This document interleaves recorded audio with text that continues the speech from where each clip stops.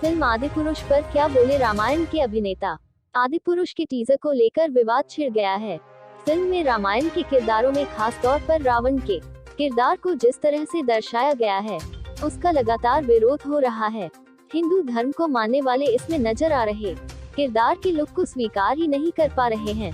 वहीं फिल्म के पिक्चराइजेशन पर भी विरोध जताया जा रहा है। अब रामानंद सागर के पौराणिक टीवी सीरियल रामायण में भगवान राम का किरदार निभाने वाले दिग्गज अभिनेता अरुण गोविल ने भी फिल्म आदिपुरुष के टीजर की आलोचना की है। नमस्कार। 4 दिन पहले जब फिल्म आदिपुरुष का टीजर रिलीज हुआ, तब से लेके अभी तक चारों तरफ एक हंगामा है, एक शोर है। फिल्म इंडस्ट्री में, चैनल्स में, जर्नलिज्म में, एडवर्टाइजर्स में, संत समाज में, चारों तरफ एक शोर है। चारों तरफ डिबेट्स हो रही है, चारों तरफ भली बुरी बातें कही जा रही हैं। मेरे पास भी सैकड़ों फोन आए होंगे, सभी चैनल्स से फोन आए, जितने सभी जर्नलिस्ट हैं, बड़े बड़े जर्नलिस्ट, और सभी के फोन आए। They wanted my reaction on that, on the teaser, कि आपको कैसा लगा, आपके क्या रिएक्शन है, आप क्या सोचते हैं इस बारे में। मैं आपको सच बताऊं, मैंने एक भी शब्द किसी से नहीं कहा। मैंने बात ही नहीं की उस विषय में। मैंने कहा नहीं, मुझे कुछ नहीं कहना है। लेकिन मुझे लगा कि मुझे आपसे कुछ बात तो करनी चाहिए, आपसे करनी चाहिए। मेरे मन में बहुत सारी बातें बहुत सारे समय से आती रही हैं,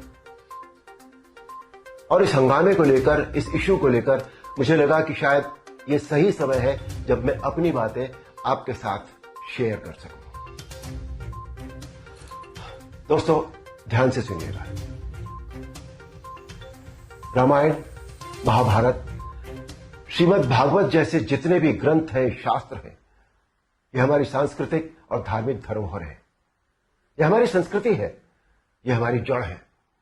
सारी मानव सभ्यता के लिए ये नींव के समान है, और न तो नींव को हिलाया जा सकता है और न ही जड़ को बदला जा सकता है। नींव या जड़ से किसी भी तरह का खिलवाड़, किसी भी तरह की छेड़छाड़ बिल्कुल भी ठीक नहीं है। हमें इन शास्त्रों से संस्कार मिलते हैं, जीवन का आधार मिलता है। ये धरोहर ही हमें जीने की कला सिखाती है। हमारी संस्कृति विश्व की सबसे प्राचीन संस्कृति है। हमारी हर पीढ़ी इसे युगों युगों से आत्मसात करती आ रही है, जिसका सबसे बड़ा एग्जाम्पल है 2.5 साल पहले जब कोरोना आया था, तो कोरोना ने लोगों की धार्मिक भावनाओं को तब से लेकर आज तक और भी प्रबल कर दिया है। हमारी धार्मिक परंपराओं और मान्यताओं को और अधिक पुष्ट किया है इस महामारी ने। टीवी पर जब धारावाहिक रामायण प्रसारित हुई थी कोरोना के दौरान, तो रामायण ने एक विश्व रिकॉर्ड बनाया। आप सब जानते हैं, हम सब जानते हैं, ये एक बहुत बड़ा संकेत है हमारी मान्यताओं और परंपराओं की प्रामाणिकता का। इस बार यानी 2020 में रामायण आज की युवा पीढ़ी ने भी देखी, और 35 साल पहले बनी रामायण को पूरी श्रद्धा और आस्था से देखा, समझा और आत्मसात किया। आज जो बेहिसाब लोग मुझसे मिलते हैं, उनमें सबसे ज्यादा संख्या टीनेजर्स की होती है। दोस्तों, 500 साल के संघर्ष, अथक प्रयत्न और जद्दोजहद के बाद, न जाने कितना रक्त बहाने के बाद हमें राम मंदिर के पक्ष में निर्णय मिला, और वहां एक भव्य मंदिर का निर्माण हो रहा है, जो 2024 तक पूरा भी हो जाएगा। अप्रिशिएट करने वाली बात यह है कि मंदिर को भव्यता देने के साथ साथ उसकी आत्मा और मौलिकता को ज्यों का त्यों रखकर यह मंदिर बन रहा है। हमें अपनी सभी सांस्कृतिक और धार्मिक धरोहरों और मान्यताओं को जैसी वो है वैसी ही बनाए रखना चाहिए। उनमें किसी भी तरह के बदलाव की न तो जरूरत है, न करना चाहिए, और न ही किसी और को करने देना चाहिए। भला कोई अपनी नींव हिलाता है क्या? कोई अपनी जड़ें बदलता है क्या? हमारी इन धार्मिक सांस्कृतिक मान्यताओं और परंपराओं को किसी भी तरह का कोई नयापन देने की आवश्यकता नहीं है। देखिए, मेरा प्रयास और कर्म तो यही है कि मैं इस जनरेशन को और अगली पीढ़ी को भी वही सिखाऊं, वही बताऊं, वही दिखाऊं जो वास्तव में सत्य है, शाश्वत है और सनातन है।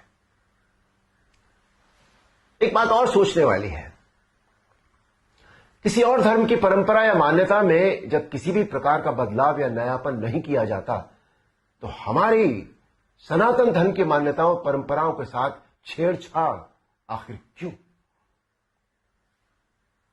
आजकल एक चलन सा बनता जा रहा है कि सनातन धर्म का मजाक बनाओ, देवी देवताओं के ऑब्जेक्शनेबल पोस्टर बनाओ, अभद्र भाषा में बोलता हुआ दिखाओ। आखिर किसने अधिकार दे दिया कि कोई हमारी धार्मिक आस्था से छेड़छाड़ करे या हमारी भावनाओं को ठेस पहुंचाए? कुछ फिल्म मेकर्स, कुछ राइटर्स, कुछ पेंटर्स, कुछ एक्टर्स, कुछ एडवर्टाइजर्स को इस बात का विशेष ध्यान रखना चाहिए कि वो क्रिएटिव लिबर्टी के नाम पर धर्म का मजाक न बनाए और न ही किसी की मान्यता या परंपरा को तोड़ मरोड़ कर प्रस्तुत करें। दोस्तों, ये किसी राजनीतिक पार्टी या धर्म के लिए नहीं, बल्कि पूरे देश के लिए एक स्वाभिमान बढ़ाने वाली बात है कि आज हमारे प्रधानमंत्री श्री नरेंद्र मोदी जी के नेतृत्व और कुशल मार्गदर्शन में देश के कोने कोने में सांस्कृतिक, धार्मिक और ऐतिहासिक धरोहरों को पुनः पहचान मिल रही है। स्थान स्थान पर कॉरिडोर बनाए जा रहे हैं, जिनसे हमारी इन धरोहरों की रक्षा भी हो रही है, उनका पुनर्निर्माण भी हो रहा है, साथ ही उनकी मौलिकता भी यथावत रखी जा रही है। मोदी जी, ये देश सदैव आपका ऋणी रहेगा।